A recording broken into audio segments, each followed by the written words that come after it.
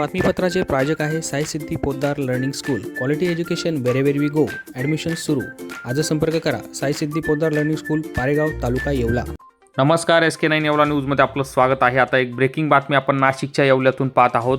कोटमगाव उड्डाणपुलावर टँकरच्या धडकेत महिला जागीच ठार झाली असून एक तरुण गंभीर जखमी झाला आहे. नाशिकच्या येवल्यात अपघातांचे सत्र सुरूच असून अनेक निष्पापांचे बळी यात जात आहे.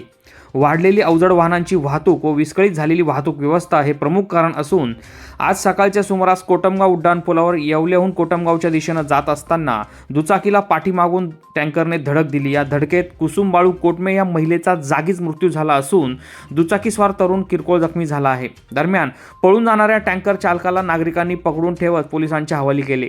या दुर्घटनेनंतर वाढलेली व विस्कळीत झालेली वाहतूक व्यवस्था याबद्दल प्रशासन गप्प का आहे हा सवाल निर्माण झाला असून रस्त्याच्या बाजूला वाढलेली अतिक्रमणे काढणार केव्हा हा देखील सवाल निर्माण झाला आहे. SK9 येवला न्यूजसाठी ब्युरो रिपोर्ट येवला. येवला शहरात प्रथमच नवीन वर्षाच्या सुरुवातीप्रसंगी पाटील बिर्याणी हब या नवीन दालनाचा भव्य शुभारंभ. व्हेज नॉन व्हेज बिर्याणीची मेजवानी, फॅमिलीसाठी स्वतंत्र व्यवस्था. भव्य शुभारंभ 1 जानेवारी 2026 रोजी सायंकाळी 6 वाजता. ठिकाण पैठणी केंद्राजवळ, अंगणगाव बोटिंग क्लब शेजारी, येवला. भव्य शुभारंभ निमित्त विशेष ऑफर. SK9च्या जाहिरातीचा व्हिडिओ दाखवा आणि दिनांक 6 जानेवारीपर्यंत फक्त 99 रुपयांमध्ये बिर्याणी मिळवा. आजच भेट द्या. पाटील बिर्याणी हब, अंगणगाव, येवला.